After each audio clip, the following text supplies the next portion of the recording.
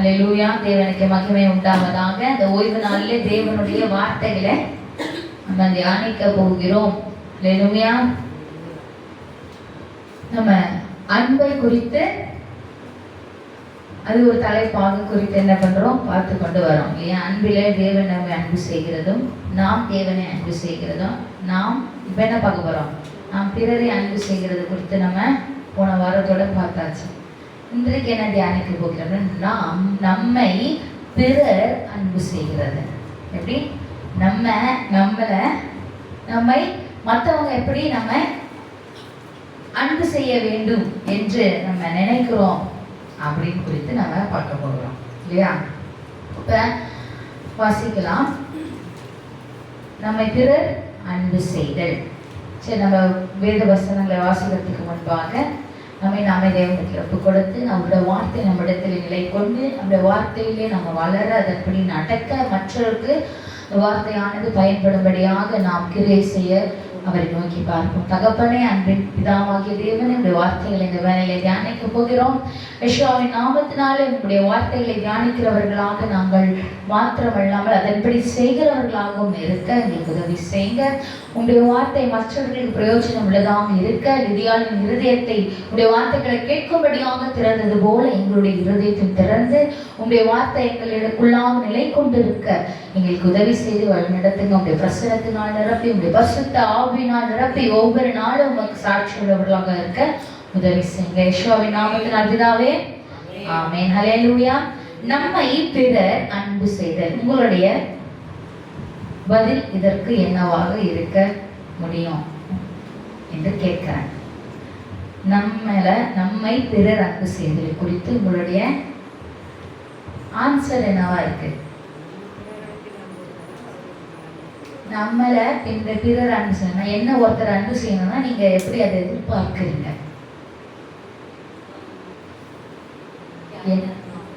என்ன ஒருத்தர் அன்பு செய்யணும் அப்படின்னா நான் என்ன எதிர்பார்க்கிறேன்? பிப்ளிக்கலி, வேதத்தின் பிரகாரத்துல, வேதத்தின் அடிப்படையில நான் என்ன எதிர்பார்க்கிறேன் அப்படி குறித்து உங்களுடைய பதில்கள் என்ன?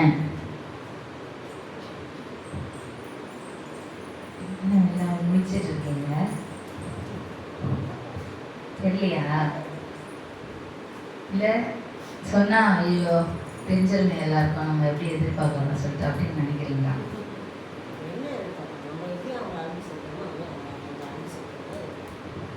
நம்ம எப்படி அவங்களை அன்பு செய்கிறோமோ அப்படிதான் நம்ம அன்பு செய்கிறோம் அப்படின்னு சொல்றது குறித்து எதிர்பார்க்கிறோம். ஆனா வேதம் நமக்கு என்ன கற்றுக் கொடுக்கிறது என்பதை குறித்து நீங்க பார்க்கிறோம். அல்லேலூயா.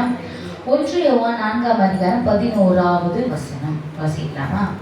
1 யோவான் 4ஆம் அதிகாரம் 11வது வசனம். நம்மை பிறர் அன்பு செய்ததை குறித்து நம்ம என்ன சொன்னோம்? நம்ம எப்படி அவங்களை அன்பு செய்யறோமோ அதே மாதிரி அவங்க நம்மளை அன்பு செய்யணும் என்ற எதிர்பார்ப்புகள் வேண்டும் என்பதை குறித்து நாங்கள் அவங்களுடைய பதிலாக இருக்கு. இந்த வசனம் நமக்கு என்ன சொல்கிறது என்பதை தியானிக்கலாம். 1 யோவான் 4ஆம் அதிகாரம் 11வது வசனம். பிரியமானவர்களே, தேவன் இவ்விதமாய் நம்மிடத்தில் அன்பு கூர்ந்திருக்க நாமும் ஒருவிடத்தில் ஒருவர் அன்பு கூற கடனாளிகளாய் இருக்கிறோம். என்ன போட்டிருக்கு? பிரியமானவர்களே, தேவன் இவ்விதமாய் நம்மிடத்தில் அன்பு கூர்ந்திருக்க நாமும் ஒருவரிடத்தில் ஒருவர் அன்பு கூற கடனாளிகளாய் இருக்கிறோம். இந்த வசனத்துல இருந்து நான் வாசிக்கும் பொழுது நம்ம பதில் என்ன சொன்னோம்? நம்ம எப்படி மற்றவங்களை அன்பு செய்யறோமோ அவங்க அது நம்மளையும் அன்பு செய்ய வேண்டும் என்பதை எதிர்பார்ப்பு நமக்கு இருக்கிறது. ஆனா இந்த வசனம் என்னவாக நமக்கு தெளிவுபடுத்துகிறது? அதாவது உங்களுக்கு இந்த வசனத்தை வாசிக்கும் போது தோணுதா? நம்மளுடைய பதிலுக்கும் இந்த வசனத்திற்கும் ஒற்று போகிறதா இல்ல ஒற்று போகலையா? என்ன ஆகுது? ஒத்து போதா? ஒருத்தங்க ஒத்து போதுன்னு தலையாட்டுறாங்க. ஒத்து போதா இல்லையா? நான் மற்றவர்களை நேசிக்கிறது போல அவங்களும் என்ன நேசிக்கணும் அப்படின்னு சொல்றதுக்கு இந்த வசனமானது இந்த பதிலுக்கு இது ஒற்று போகுது, கனெக்ட் ஆகுது அப்படின்னு ஒத்து போதா அப்படின்னு கேட்க சொன்னேன். சரி, அதே பேர் சொல்றீங்க யாருக்கெல்லாம் ஒத்து போகல இந்த வசனத்துக்கும் நான் சொன்ன பதிலுக்கும் ஒத்தே போகல அப்படி சொல்ற கைத்துக்கு, ஒத்து போகுதுன்னு சொல்ற கைத்துக்குங்க. சரி, ஓகே. இப்போ இந்த வசனத்துடைய இவங்களை அந்த லைன்ல நான் தூக்கவே இல்லை, எதுக்கும் ரெண்டு நியூட்ரலா இருக்கிறீங்களா? அதான் இப்படின்னா இப்படி ஒத்துக்கிறேன், அப்படின்னா அப்படி நடுநிலை வசிக்கிறாங்க அவங்கலாம். சரி, ஓகே. இப்ப வேதத்தின் அடிப்படையில பார்க்கலாம். பிரியமானவர்களே, அட்ரஸ் எப்படி பாகுது? பிரியமானவர்களே, தேவன் இவ்விதமாய் நம்மிடத்தில் அன்பு கூர்ந்திருக்க. எவ்விதமாய் தேவன் அன்பு கூர்ந்தாரு? எவ்விதமாய் முதல்ல அன்பு கூர்ந்தாரு நமக்கு, நம்ம இடத்துல? அவர் சொல்லுங்க. பிதாவாகி தேவன் தன்னுடைய ஒரே பேரான குமாரனை பலியாக தந்தார். யெஷுவா ஹமஷியா தன்னை ஜீவ பலியாக ஒப்பு கொடுத்து மரித்து அடிக்கப்பட்டு, சாதாரண மரணம் இல்லை, இந்த உலகத்துல யாருமே அனுமதிக்காத மரணமானது அவருக்கு நேர்ந்தது இல்லையா? அதன்படி அவர் மரித்து உயிர்த்தெழுந்தார் இல்லையா? அப்ப நமக்காக தேவன் இவ்விதமாய் அன்பு கூர்ந்தார். நாம அவர் அன்பு கூறுறோம் என்று தெரிஞ்சு அன்பு கூர்ந்தாரா, இல்ல அவரா அன்பு கூர்ந்தாரா? அவரா அன்பு கூர்ந்தார். நாம அவர் நினைக்கல, என்ன இவங்க நேசிக்கிறாங்களா, நான் இவங்க நேசிச்சாதான் நான் இவங்களுக்காக என் ஜீவனை தருவேன் என்று அவர் என்ன பண்ணல, வரல. இவங்க என்ன நேசிக்கணும்னா என் ஜீவனை நான் தந்தாதான் இவர்களுடைய நேசம் எனக்கு கிடைக்கும்.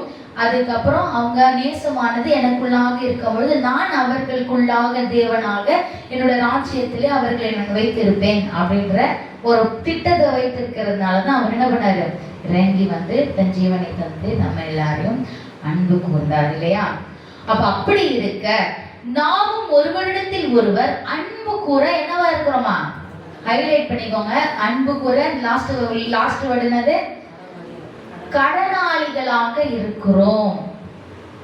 கடனாளிகளாக இருக்கிறோம். நாம தான் மற்றவர்களை அன்பு கூற கடனாளிகளாக இருக்கிறோமே தவிர பிறர் நம்மை அன்பு செய்கிறார்களா, பிறர் நம்மை உண்மையாக அன்பு செய்கிறார்களா என்ற ரிசர்ச் அதெல்லாம் நம்ம பண்றது வேதாகமத்தின் அடிப்படையில ஒத்து போகாது. நான் அன்பு கூறனா, தேவன் என்னை அன்பு கூர்ந்தார், நான் பிறரை அன்பு கூறுகிறேனா இல்லையா? அதுக்குதான் நான் கடன்பட்டு இருக்கேன். நான் மற்றவங்களை அன்பு கூறுறதுக்கு தான் நான் என்ன பண்ணியிருக்கேன், கடனாளியா இருக்கிறேன் என்று வேறு வசனம் சொல்கிறது. அப்ப நம்மை பிறர் அன்பு செய்தலை குறித்து நம்ம எதிர்பார்க்கிறத தவறு. நம்ம தான் பிறரை அன்பு செய்ய வேண்டும் என்கிறதான பதில் நமக்கு ஊர்ஜிதமாக தான் இல்லையா?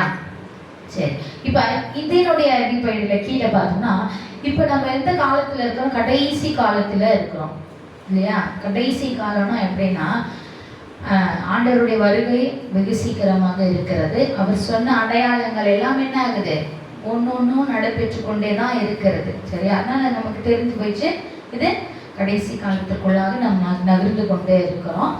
பூமியினுடைய 6000 ஏஜ் வந்து முடிய போகிறது. அந்தி கிறிஸ்து வந்தா ஏஜ் என்ன ஆகும்? பூமியினுடைய ஆயுசு நாட்கள் முடிந்துவிடும். அப்புறம் தேவோட ராஜ்யம் வந்துவிடும். இப்போ நம்ம கடைசி நாட்கள்ல நம்ம இருக்கிறோம் இல்லையா? இப்ப பவுல் வந்து அப்போஸ்தலராகிய பவுல் இந்த கடைசி காலத்தினுடைய அன்பை குறித்து வசனத்துல சொல்லி இருக்கிறார். என்ன அன்பு? கடைசி காலத்துல அன்பு எப்படி இருக்கும் அப்படின்னு சொல்லிட்டு, எப்படி நம்ம இருக்கணும் என்பது குறித்தும் சொல்லி இருக்கிறார். நம்ம வாசிக்கலாம். அது பவுல் சொல்லி இருக்கிறாரு. ஆனா அந்த கடைசி காலத்தினுடைய அன்பை குறித்து பவுலுக்கு முன்னாடியே நம்முடைய யெஷுவா ஹமஷியா சொல்லிட்டாரு. பவுலுக்கு முன்னாடியே நம்முடைய யெஷுவா ஹமஷியாவை என்ன பண்ணிடாச்சு, சொல்லியாச்சு. ஆனா பவுல் கொஞ்சம் டீட்டெயிலா அதை எக்ஸ்பிளைன் பண்ணியிருப்பாரு. நம்ம முன்னாடி நம்ம யெஷுவா ஹமஷியா நம்முடைய ரட்சகரின் அன்பை குறித்து என்னவாக இந்த கடைசி காலத்தினுடைய அன்பு எப்படியா இருக்கும் என்பது குறித்து ஒரு வசனத்துல சொல்லியிருக்கிறேன். என்னன்னா, யெஷுவாவுடைய சீஷர்கள் மத்திய 24ஆம் அதிகாரத்துல கேட்பாங்க, ஆண்டவரே உங்களுடைய வருகைக்கும் இந்த உலகத்தினுடைய முடிவுக்கும் என்ன அடையாளம் இருக்கிறது என்பது குறித்து கேட்கும் பொழுது அதுலதான் சொல்லுவாரு. மத்திய 24ஆம் அதிகாரம் 12வது வசனத்துல வாசிக்கலாம். மத்தேயு 24ஆம் அதிகாரம் 12வது வசனத்துல என்ன போட்டிருக்கு? அக்கிரமம் மிகுதி ஆவதினால் அநேகருடைய அன்பு என்னவாகுமா? தனிந்து போகும். என்னது? திரும்பி படிக்கலாமா? அக்கிரமம் மிகுதி ஆவதினால் அநேகருடைய அன்பு தனிந்து போகும். இந்த வசனத்தை நம்ம இப்படி தமிழோட விளக்கத்துல வசிக்கும் பொழுது நமக்கு என்னவா தோணுது சொல்லுங்க? அவங்களுக்கு என்ன, உங்களுடைய பதில் என்ன? அக்கிரமம் மிகுதி ஆவதுனால, அக்கிரமம் நிறைய ஆறதுனால நிறைய பேருடைய அன்பு என்ன ஆகும்? போயிடும், கம்மியாயிடும். சரி, உங்களுடைய விளக்கம் என்னவா இருக்கு? பதில் சொல்லுங்க. எப்படி அன்பு கம்மியாகுது? என்ன அக்கிரமம், என்ன அன்பு? சொல்லுங்க. அக்கிரமம் மிகுதியாகுதுன்னா அன்பு தனிந்து போயிடுமா? நம்மளுடைய அன்பு தனிந்து போயிடுமா? எல்லாருடைய அன்பும் தனிந்து போயிடுமா? என்ன அக்கிரமம் அப்படி மிகுதியாகுது? எந்த அன்பு தனிந்து போகுது? என்ன மண்டே ஆக்குறீங்க? எந்த அக்கிரமம் அதிகமா? எந்த அக்கிரமம் மிகுதி ஆகுது? என்னதான் கேக்குறேன். அன்பு, என்ன அன்பு தனிந்து போகுது? அநேகருடைய அன்பு தனிந்து போகுது. ஆன்சரே வர மாட்டேங்குதம்மா. அக்கிரமம் மிகுதி ஆவதினால் அநேகருடைய அன்பு தனிந்து போகும் அப்படின்னு யெஷுவா ஹமஷியா சொல்றார். இதனுடைய அர்த்தம் என்ன? தெள்ள தெளிவான தமிழ் தானே இருக்குது, இலக்கிய தமிழ்ல இல்லையே.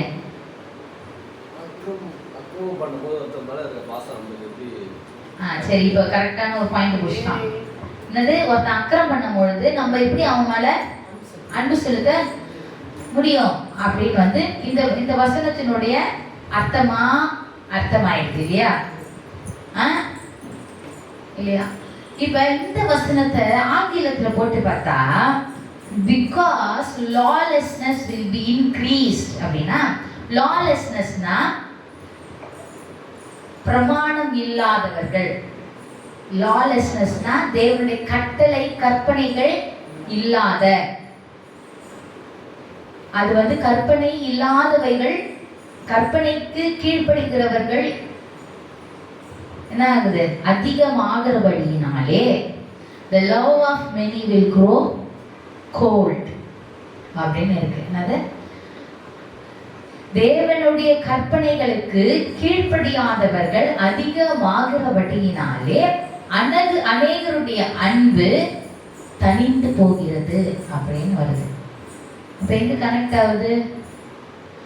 தேவன் ஒரு கற்பனைகள் கட்டளைகள் தேவன் நமக்கு தந்திருக்கிறார். அதன்படி வாழும் பொழுதுதான் அன்பு என்ன ஆகுது?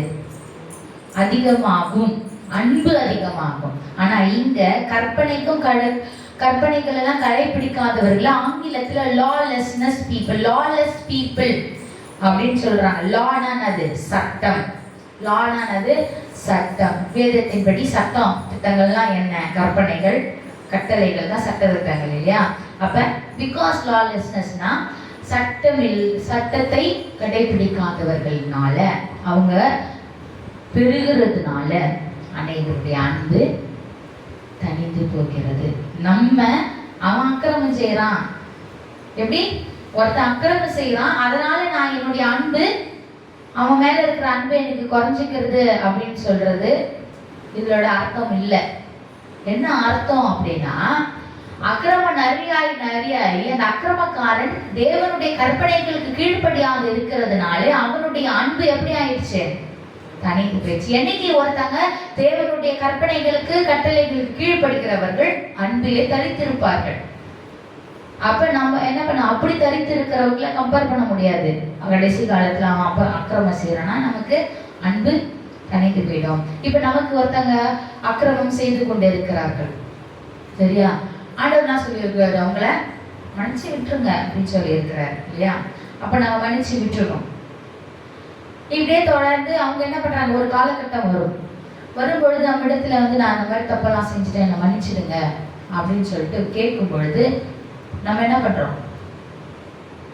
தேவனுக்குள்ளாக இருக்கிறவர்கள் என்ன பண்ணுவாங்க? மன்னித்து ஏற்றுக்கொள்வார்கள் இல்லையா?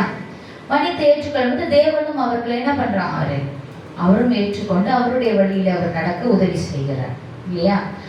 அப்படி இருக்கும் பொழுது நாம எப்படி அன்பு நமக்கு எப்படி தனிந்து போகும்? அப்ப அந்த வசனத்துடைய அர்த்தம் அது இல்லை. இதுதான் என்ன அர்த்தம்? அவங்க தேவனுடைய கற்பனையின்படி கீழ்ப்படியாததுனால அவங்களுடைய அன்பு என்னவாயிடுச்சு? தனிஞ்சு போயிடுச்சு என்ற அர்த்தம். சரி, இதை குறித்து நம்ம அப்போஸ்தலர் பவுல் இதை குறிச்சுதான் இதே வசனத்தை தான் 2 தீமோத்தேயு 3ஆம் அதிகாரம் 1 வாசிக்கலாம். 2 தீமோத்தேயு இப்ப நம்ம அன்பு தனிந்து போகிறது குறித்துதான் பவுலும் சொல்லியிருப்பாரு. 2 தீமோத்தேயு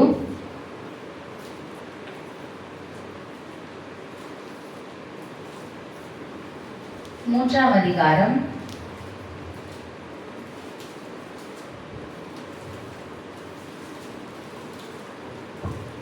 1-4. மேலும் கடைசி நாட்களில் கொடிய காலங்கள் வரும் என்று அறிவாயாக.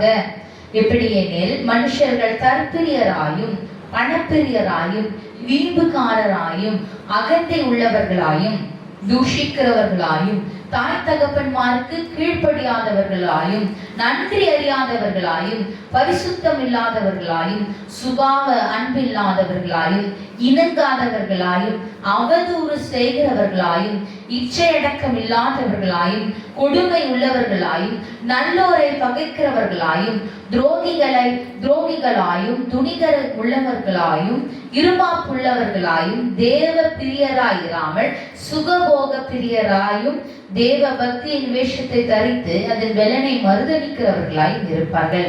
இப்படிப்பட்டவர்களை நிறுத்து விலகு. இப்ப யெஷுவா சொன்னார், அக்கிரமிக்கு தான் அநேகருடைய அன்பு தனிந்து போகும் என்று சொல்கிறார். என்ன அக்கிரமம் என்பதை குறித்து தீமோத்தேயுல என்ன சொல்றாரு பவுல்? கடைசி காலத்துல இப்படிலாம் இருப்பாங்க அக்கிரமக்காரர்கள், இவர்கள் தான். இப்ப இவங்க அன்பா இருக்கிறாங்கன்னா இல்ல. சரி, இப்போ 1 கொரிந்தியர் 13ஆவது அதிகாரம் அன்பை குறித்து டெஃபினிஷன் வேணும் அப்படின்னா எங்க போனோம்? 1 கொரிந்தியர் 13:13க்கு போக வேண்டும். பவுல் மிகவும் ரொம்ப ரொம்ப அழகா அருமையா வாசிக்க ரொம்ப இனிமையா இருக்கக்கூடிய அன்பின் வசனங்களை குறித்து 1 கொரிந்தியர் 13ஆவது அதிகாரம் 1 முதல் 13ஆவது வசனம் வரையும் சொல்லியிருக்கிறார். சரியா? இப்ப நம்ம வாசிக்கலாம். 1 கொரிந்தியர் 13:1-13. நீ தெளிவா நிறுத்தி நிதானமாகவே வாசிக்கலாம். ரொம்ப அருமையான வசனங்கள். சரியா? நான் மனுஷர் பாஷைகளையும் தூதர் பாஷைகளையும் பேசினாலும் அன்பு எனக்கு இராவிட்டால் சத்தமிடுகிற வெண்கலம் போலவும் ஓசையிடுகிற கைத்தாளம் போலவும் இருப்பேன். நான் தீர்க்க தரிசன வசன வரத்தை உடையவனாயிருந்து சகல ரகசியங்களையும் சகல அறிவையும் அறிந்தாலும் மலைகளை பேர்க்கத்தக்கதாக சகல விசுவாசம் உள்ளவனாயிருந்தாலும் அன்பு எனக்கு இராவிட்டால் நான் ஒன்றுமில்லை. எனக்கு உண்டான யாவற்றையும் நான் அன்னதானம் பண்ணினாலும் என் சரீரத்தை சுட்டரிக்கப்படுவதற்கு கொடுத்தாலும் அன்பு எனக்கு இராவிட்டால் எனக்கு பிரயோஜனம் ஒன்றுமில்லை. அன்போட டெஃபினிஷன்ஸ் வருது. அன்பு நீடிய சாந்தமும் தயவும் உள்ளது. இந்த ஒரு லைன் சங்கீதம் 18:25 இருக்கு. சரியா? அன்புக்கு பொறாமை இல்லை. இது லேவியராகமம் 19:18, நீதிமொழிகள் 14:30 அதிகாரத்தில் இந்த இது இருக்கு. அன்பு தன்னை புகழாது. சங்கீதம் 35:18 வசனம், 48வது அதிகாரம் 10வது வசனம், 51வது அதிகாரம் 15வது வசனம், 56வது அதிகாரம் 4வது வசனமும் 10வது வசனமும், நீதிமொழிகள் 25ஆம் அதிகாரம் 27வது வசனமும், 27ஆம் அதிகாரம் 2வது வசனமும், 21வது வசனமும் இந்த அன்பு தன்னை புகழாது என்பதை குறித்து இந்த வசனங்கள் இருக்கிறது. மேலும் மத்தேயு 6:2, லூக்கா 6:26, ரோமர் 2:2 29, 1 கொரிந்தியர் 4ஆம் அதிகாரத்தில் 5:1, அதே 1 கொரிந்தியர் 11:17, 2 கொரிந்தியர் 1ஆம் அதிகாரம் 12, 2 கொரிந்தியர் 10ஆம் அதிகாரம் 18வது வசனம், கலாத்தியர் 5:26 என்கிறதான இத்தனை அதிகாரங்களிலும் அன்பு தன்னை புகழாது என்கிறதான வசனங்கள் கனெக்ட் ஆகும். அப்புறம் அன்பு இருமாப்பாய் இராது. என்ன பார்த்தோம்? அன்பு நீடிய சாந்தமும் தயவும் உள்ளது, அன்புக்கு பொறாமை இல்லை, அன்பு தன்னை புகழாது, இருமாப்பாய் இராது. 4வது வசனம். 5, அயோக்கியமானதை செய்யாது, தற்பொழிவை நாடாது. தற்பொழிவை நாடாது யூதா அதிகாரம் 1ஆம் அதிகாரம் 16வது வசனத்துல இருக்கு. சினம் அடையாது. சினம் அடையாதுன்னா கோபம் கொள்ளாதுன்னு அர்த்தம். சரியா? சினம் அடையாது அது எங்க இருக்குன்னா நீதிமொழிகள் 12:16, யாக்கோபு 1ஆம் அதிகாரம் 20வது வசனத்துல இருக்குது. அப்புறம் தீங்கு நினையாது 6வது வசனம். அநியாயத்தில் சந்தோஷப்படாமல் சத்தியத்தில் சந்தோஷப்படும், சகலத்தையும் தாங்கும், சகலத்தையும் விசுவாசிக்கும், சகலத்தையும் நம்பும், சகலத்தையும் சகிக்கும். அன்பு ஒரு காலம் ஒழியாது. தீர்க்க தரிசனங்கள் ஆனாலும் ஒழிந்து போம், அந்நிய பாஷைகள் ஆனாலும் ஒழிந்து போம், அறிவானாலும் ஒழிந்து போம்.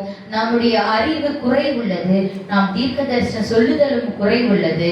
நம்முடைய நிறைவானது வரும் பொழுது குறைவானது ஒழிந்து போம். நான் குழந்தையா இருந்த போது குழந்தையை போல பேசினேன், குழந்தை போல சிந்தித்தேன், குழந்தையை போல யோசித்தேன். நான் புருஷனான போது குழந்தைக்கேற்றவைகளை ஒழித்து விட்டேன். இப்பொழுது கண்ணாடியிலே நிழலாட்டமாய் பார்க்கிறோம், அப்பொழுது முகமுகமாய் பார்ப்போம். இப்பொழுது நான் குறைந்த அறிவுள்ளவன், அப்பொழுது நான் அறியப்பட்டிருக்கிறபடியே அறிந்து கொள்வேன். இப்பொழுது விசுவாசம், நம்பிக்கை, அன்பு இம்மூன்றும் நிலைத்திருக்கிறது. இவைகளில் அன்பே பெரியது. இவைகளில் அன்பே பெரியது. ஏன்னா ஒரு அந்த லைன் என்ன படிச்சா நம்ம இப்ப ஒவ்வொரு வசனத்தை என்ன பண்ண கிளியரா இருக்கணும். அதாவது தெரிஞ்சுன்னும் வசனத்துடைய ஆழத்தை தெரிந்து கொள்ள போகிறோம். வசனம் 1:13 அதிகார வசனம். நான் மனுஷர் பாஷைகளை பேசினாலும் தூதர்கள் பாஷைகளை பேசினாலும் அன்பு எனக்கு இராவிட்டால் சத்தமிடுகிற வெண்கல போலவும் ஓசை என்கிற கைத்தாளம் போலவும் இருப்பேன் என்று பவுல் சொல்றாரு. நான் மனுஷ பாஷையை பேசினாலும், இப்ப நம்ம பேசுறோம்ல அந்த பாஷைகளை எல்லா லாங்குவேஜும் பேசினாலும் சரி, தூதர் பாஷைகள் அந்நிய பாஷை சொல்லுகிறாங்கல்ல அந்த பாஷை, தூதர்கள் பாஷைகள், தூதர்கள் பேசக்கூடியதான லாங்குவேஜை பேசினாலும் அன்பு எனக்கு இல்லைன்னா நான் எப்படி இருப்பேன்? வெண்கல பாத்திரம் இருக்குல்ல, வெண்கல பாத்திரத்துல போய் சத்தம் தட்டனா என்ன சத்தம் வரும்? அதோட எம்டி உள்ள காலியா இருந்தா என்ன சத்தம் வரும்? சத்தம் மட்டும் தான் வரும். அதுல இருந்து வெண்கலத்துக்குள்ளது ஏதாவது வருமா? வராது. அதே மாதிரி ஒரு கைத்தாளத்தை கிளாப் பண்ணாவோ இல்லை ஒரு டேம்பரின் வாசிப்புல அதை வாசிச்சாலும் என்ன வரும்? சத்தம் தான் வரும். அதை நம்மளால என்ன பண்ண முடியாது, உணரவோ சத்தத்துக்கிட்ட தான் கேட்க முடியுமே தவிர அதால ஒரு பிரயோஜனமும் நமக்கு இல்லை. அதனால தான் பவுல் சொல்றாரு, நீ என்ன பாஷை பேசினாலும் உனக்கு அன்பு இல்லைன்னா சத்தமா தான் இருப்பேன். சத்தமா பேசி பேசி பிரயோஜனம் இல்லை உனக்கு சொல்றாரு. என்ன அர்த்தம்? நீ சத்தம் போட்டு நான் அன்பு கூடுறேன் உன் அன்பு செய்யறான், இலக்கியம் சொல்றதுல ஒரு அர்த்தமும் இல்ல. நீ சத்தம் போட்டு இருந்தனா உனக்கு ஒர்க் அவுட் ஆகாது. உண்மையா நான் அன்பு தான் என்னவா இருக்கும்? நிலைத்து இருக்கும் அப்படின்னு சொல்றாரு. 2வது வசனம் என்ன சொல்றாரு? அதுதான் தீர்க்க தரிசன வரத்தை நான் உடையவனா இருந்தாலும், சகல ரகசியங்களையும் சகல அறிவையும் நான் அறிந்திருந்தாலும், மலைகளையே பேர்க்கத்தக்கதாக விசுவாசம் உள்ளவனாக இருந்தாலும் அன்பு எனக்கு ஒண்ணு இல்லைன்னா நான் ஒண்ணுமே இல்லை அப்படின்னு சொல்றேன். என்னது? நான் தீர்க்க தரிசனம் சொல்றேன், நானே தீர்க்க தரிசனம் சொன்னாலும் சரி, எல்லா ரகசியமும் எனக்கு தெரியும். இந்த உலகத்துல நான் நிறைய எனக்கு அறிவு இருக்குது எனக்கு அப்படி இருந்தாலும் சரி, என்னுடைய விசுவாசம் எப்படி இருக்கு? இந்த மலையை பார்த்து பேர்ந்து போய் எங்க விழு, கடல்ல போய் விழுன்ற அளவுக்கு எனக்கு விசுவாசம் இருந்தாலும் சரி, எனக்கு அன்பு இல்லைன்னா நானு ஒன்றுமே இல்லை. ஏன்னா தேவன் எல்லாம் மன்னிச்சு எல்லாரும் மன்னித்துறன்னு ஒரு வார்த்தை சொன்னாலும் என்ன ஆகும்? நடக்க போகுது ஆட்டோமேட்டிக்கா. ஏன் அவர் வந்து அவ்வளோ வேதனை அடைஞ்சு ரத்தம் சிந்தி மறித்து தான் நமக்கு அந்த ரட்சிப்பை பெற்று தர வேண்டும் என்றால் அந்த அன்பு எப்படியா இருக்குது?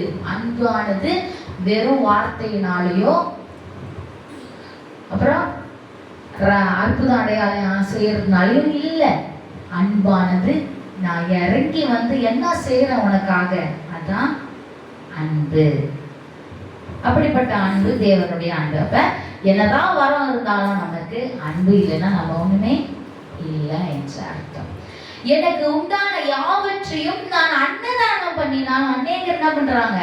அன்னதானம் பண்றாங்க. நான் சாப்பாடு கொடுக்குற இத்தனை வருஷமா இத்தனை பேருக்கு நான் சாப்பாடு கொடுத்துட்டு இருக்கிறேன்.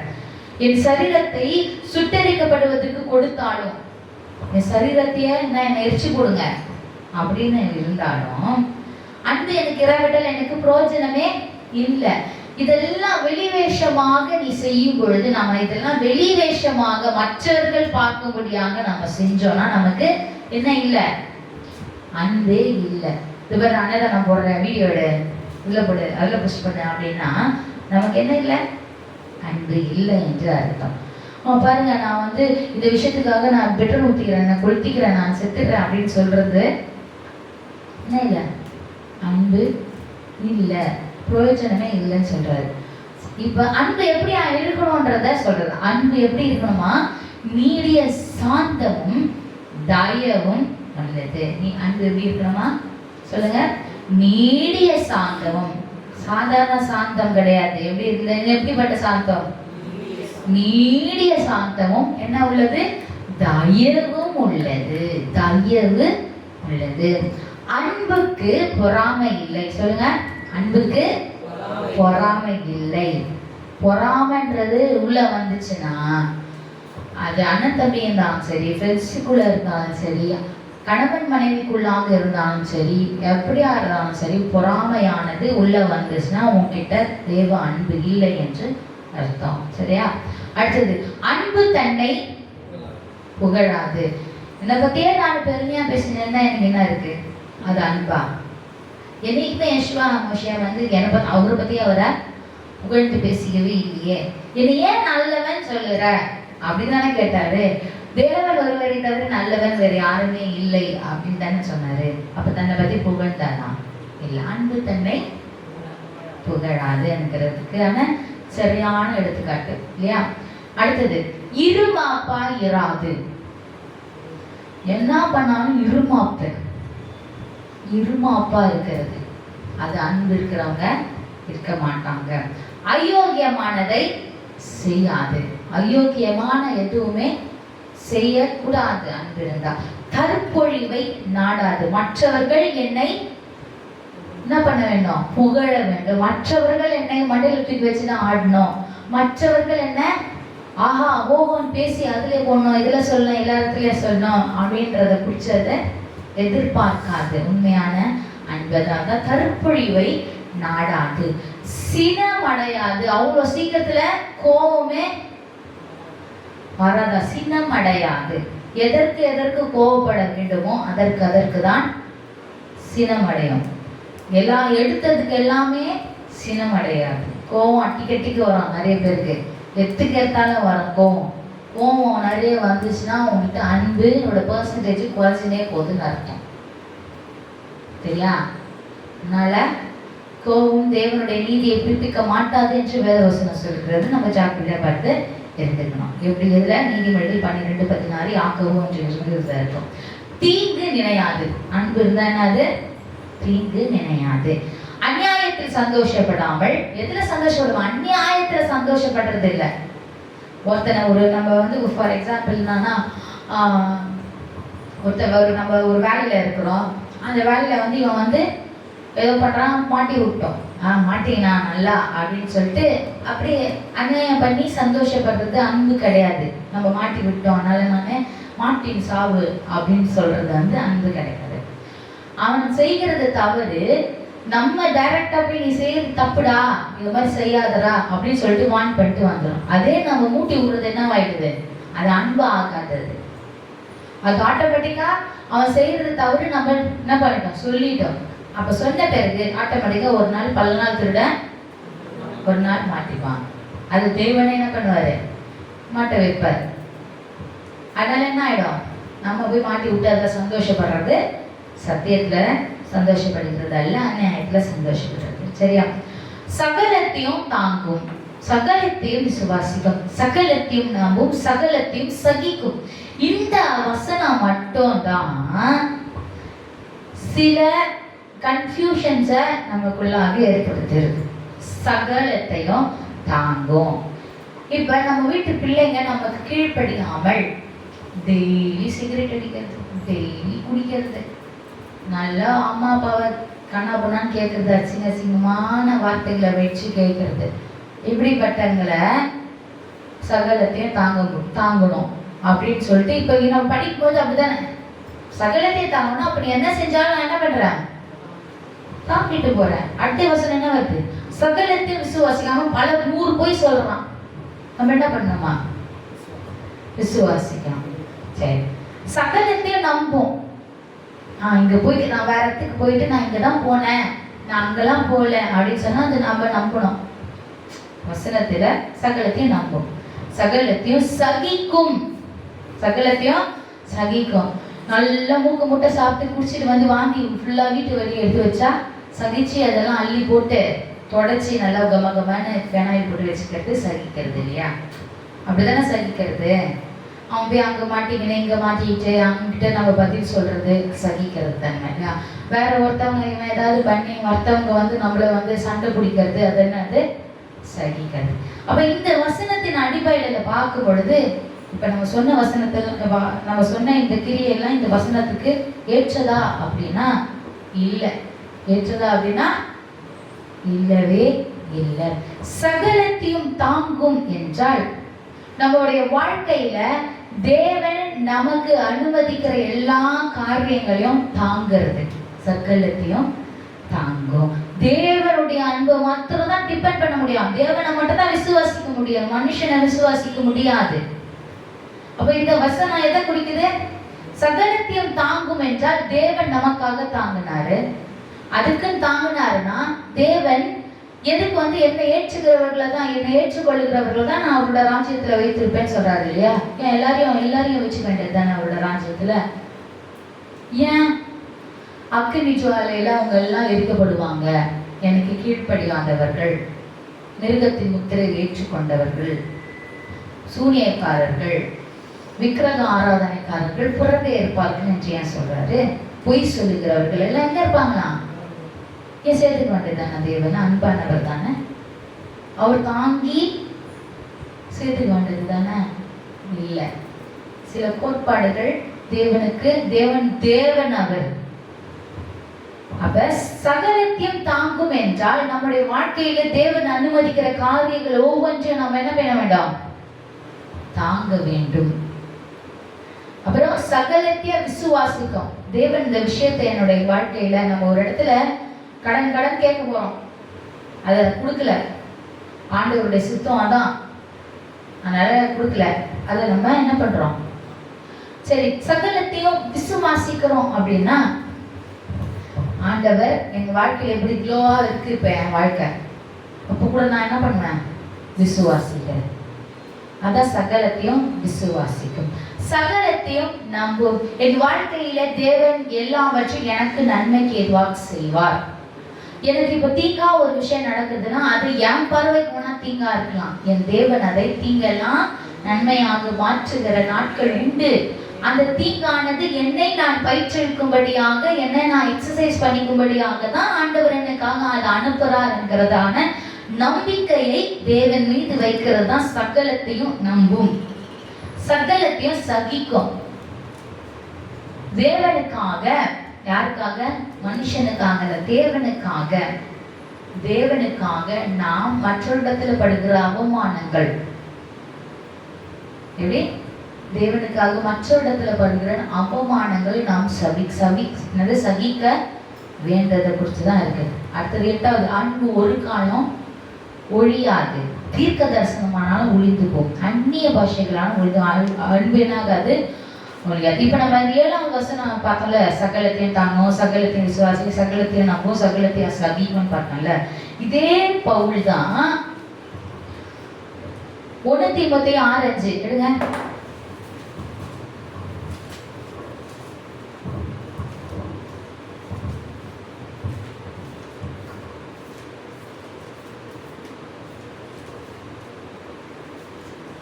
வாசிங்க பார்க்கலாம். 1 தீமோத்தேயு 6:5.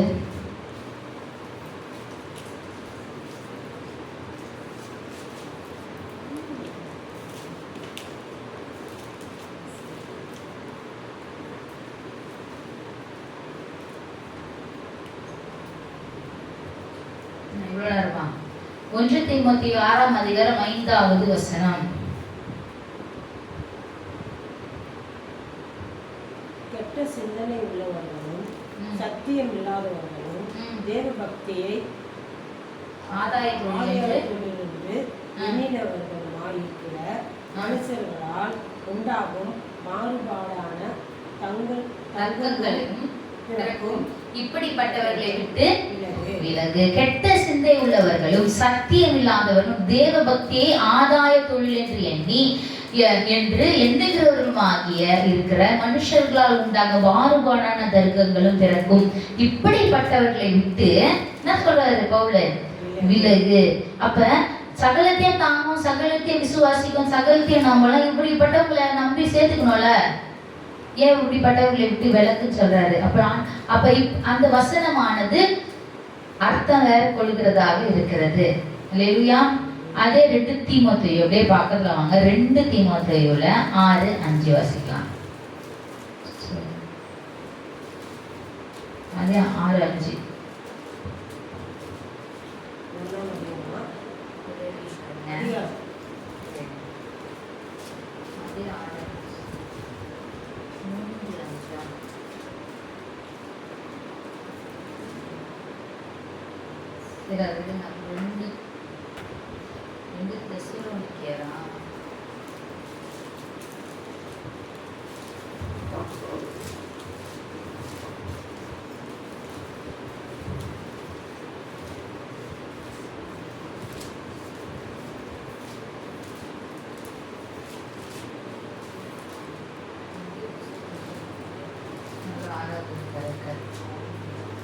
சரி, அது விடுங்க.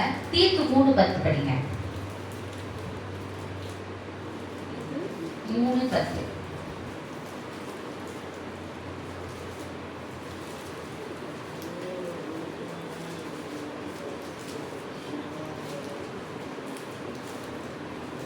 என்ன போட்டிருக்கு? வேத புரட்டனா இருக்கிற ஒருவனுக்கு நீ 2ஆம் தரம் புத்தி சொன்ன பின்பு அவனை விட்டு விலகு. வேதத்தை பொறுக்கை பத்தி சொல்றாங்க கிட்ட இருந்து அவங்கிட்ட திருத்தி பாரு. 3 தடவை சொல்லு. அப்புறம் நீ என்ன பண்ணிடு? வேலைக்கு போயிடு சொல்றாரு. அடுத்தது அதே தீத்து 3:10 படிச்சாச்சு. ஓகே. அப்ப இப்ப பவுல் வந்து என்ன சொல்றாரு? அங்க ஒண்ணு சொல்லிட்டு இங்க ஒண்ணு சொல்ல. அவரோட மீனிங் அவர் அண்டர்ஸ்டாண்ட் பண்றது அப்போஸ்தலராகிய பவுல புரிந்து கொள்கிறதுக்கு என்ன வேணும்? தேவனுடைய கிருபை வேணும். அவர் எழுதின நிருபங்கள் எல்லாம் புரியறதுக்கு என்ன வேணும்? கிருபை வேணும். ஏன்னா இதை குறிச்சுதான் பேதுருவும் சொல்லியிருப்பார். அப்போஸ்தலருடைய பவுலுடைய எழுதின நிருபங்கள் எல்லாம் அறிகிறதுக்கு அரிதான் இருக்கும்.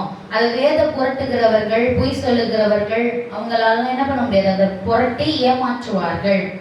அதை புரிந்து கொள்கிறதுக்கே தேவனுடைய கிருபை நமக்கு வேணும் இல்லையா? அப்ப தேவனுடைய கிருபை வேணும்னா தேவனுக்கு கீழ்ப்படிஞ்சாதான் என்ன வரும்? தேவனுடைய கிருபை வரும். இப்ப அன்புன்னு சொல்லும் பொழுது ஃபர்ஸ்ட் எல்லாம் பார்த்தோம் இல்லையா? 1ஆவது அதிகாரம் 1 கொரிந்தியர் 3:13 1ல இருந்து 6வது வசனம் வரைக்கும் எப்படியா இருக்கு? எல்லாமே மற்றவர்களுக்கு நாம அன்பு செய்வது குறித்து இருக்கு. 7 பக்கம் பார்க்கும் பொழுது அது நம்ம தேவனிடத்துல எப்படி இருக்கிறோத அந்த அன்பை குறித்து இருக்கிறது. சரி, 8வது அன்பு ஒரு காலம் ஒழியாது, தீர்க்க தரிசனம் ஆனாலும் ஒழித்து போகும், அந்நிய பாஷை ஆனாலும் ஒழித்து போகும், அறிவு ஆனாலும் ஒழிந்து போகும் அப்படின்னு சொல்றாரு. அன்பு ஒரு காலம் ஒழியாதான். 9வது வசனம், அன்பு நம்முடைய அறிவு குறைவுள்ளது, நாம் தீர்க்க தரிசனம் சொல்லுதலும் குறைவுள்ளது, நிறைவானது வரும் பொழுது குறைவானது என்ன ஆயிடுமா? ஒழிந்து போகணுமா. நான் குழந்தையா இருந்த போது குழந்தையை போல யோசித்தேன், பேசினேன், குழந்தையை போல சிந்தித்தேன், குழந்தையை போல யோசித்தேன். நான் புருஷனான போது நான் பெரியவனா ஆயிட்டேன், நான் பெரியவளா ஆயிட்டேன் இப்ப.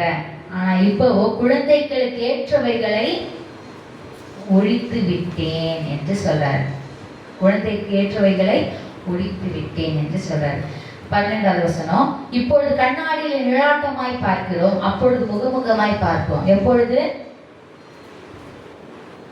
ஆண்டவருடைய இப்பொழுது நான் குறைந்த அறிவுள்ளவன், அப்பொழுது நான் அறியப்பட்டிருக்கிறபடியே அறிந்து கொள்ளுவேன் என்று சொல்றார். இப்பொழுது கடைசியாக, இப்பொழுது விசுவாசம், நம்பிக்கை, அன்பு இம்மூன்றும் நிலைத்திருக்கிறது. இவைகளில் அன்பே பெரியது. மற்றவர்களுக்கு தீங்கு நினையாததும், தேவன் நம்முடைய வாழ்க்கையில செய்து வருகிற எல்லா காரியங்களையும் சகித்தும் நம்பியும் விசுவாசத்தும் வாழ்கிறதே அன்பு. அல்லேலூயா. ரோமர் 13:10 சொல்லியிருப்பார், அன்பானது பிறனுக்கு பொல்லாங்கு செய்யாது, ஆதலால் அன்பு நியாய பிரமாணத்தின் நிறைவேறுதலாக இருக்கிறது. நியாய பிரமாணத்தை கீழ்ப்படுகிறவர்களுக்கு மாத்திரம்தான் அன்புல நிலை கொண்டிருக்க முடியும். அன்பு நிலைத்திருக்க முடியும். இதுதான் பவுல் நிறைய நிருபங்களை சொல்லுவார். அப்ப தேவனுடைய கற்பனைகளுக்கு கீழ்ப்படுகிறவர்கள் அன்பில நிலைத்திருக்க முடியும். ஹல்லேலூயா. அப்ப நம்ம பிறர் அன்பு செய்கிறதை நம்ம எதிர்பார்க்கிறதுன்றது கூடாத காரியம். அன்பினுடைய கடைசி காலத்தினுடைய அன்பை குறித்து பார்த்தோம். ஏன்னா தேவனுடைய பிரமாணத்தை கீழ்ப்படியாதவர்கள் பெருகிறபடினாலே அன்பானது தனிந்து போகிறதாக மாறிக்கொண்டே வருகிறது. பவுல் சொன்ன அன்பினுடைய டெஃபினிஷன்ஸ், கோட்பாடுகள் எல்லாம் பார்த்தோம். அன்பு, எனக்கு இராவிட்டால் நான் எப்படி இருப்பேன்? சத்தமா தான் இருப்பேனே தவிர எனக்குள்ள ஒண்ணுமே இல்லை. அன்பு புகழாது, தற்பொழிவை நாடாது, சின்னமடையாது, நீடிய சாந்தமா இருக்கும், தயவு உள்ளதா இருக்கும், பொறாமை கொள்ளாது, இல்லையா? இப்படி இருமாப்பாய் இராது, அயோக்கியமானதை செய்யாது. இதெல்லாம் அன்பினுடைய டெஃபினேஷனை பார்த்தோம். இதை பார்த்து நம்ம இதற்கேற்ற நம்ம முன்னாடி பார்த்தோம் 2 தீமோத்தேயு 3:1-4 அதையும் நல்லா தியானிக்கணும். ஏன்னா கடைசி காலத்துல மனுஷர்கள் எப்படி இருப்பாங்க, அந்த லிஸ்ட்ல நம்ம இருக்கிறோமா? அந்த லிஸ்ட்ல நம்ம இருந்தோம்னா நம்ம ஆண்டவருடைய ராஜ்யத்துல என்ன பண்ண முடியாது, போக முடியாது. அந்த லிஸ்ட்ல இருந்து நம்ம வெளியே வர வேண்டும். நம்ம அந்த லிஸ்ட்டுக்குள்ளானவர்களாக நம்ம இருக்கக்கூடாது. அதாவது வீட்டில் போய் வாசித்து பாருங்க. 2 தீமோத்தேயு 3:1-4 வரையும் வாசிச்சு பாருங்க. இந்த லிஸ்ட்ல நம்ம இருக்கக்கூடாது. பிறகு இந்த 1 கொரிந்தியர் 13 வாசிங்க. அன்பு எப்படியா இருக்கணும் என்பதை குறித்து நமக்கு தெரிய வரும். ஹல்லேலூயா. இதனோட இந்த அன்பினுடைய 3வது பகுதியானது நிறைவு பெறுகிறது. ஹல்லேலூயா. தேவனுக்கே மகிமை உண்டாவதா. நாம பார்த்த அனைத்து 4 தலைப்புகளுமே அன்பை குறித்து. தேவன் நம்மை அன்பு செய்கிறதும், நாம் தேவனை அன்பு செய்கிறதும், நாம் நம் பிறரை அன்பு செய்கிறதும், நம்மை பிறர் அன்பு செய்வது குறித்து அத்தனையுமே கனெக்டட். எல்லாத்துமே தேவனுடைய கற்பனைகளுக்கு நாம் கீழ்ப்படிய வேண்டும் என்பதை குறித்த வசனங்கள் சொல்லுகிறது என்பது ஆதார வேத வசனங்களை வச்சு நம்ம தியானித்து கொண்டு வந்தோம். அல்லேலூயா. நம்ம எல்லாரும் எழுந்திருந்து தேவனை நோக்கி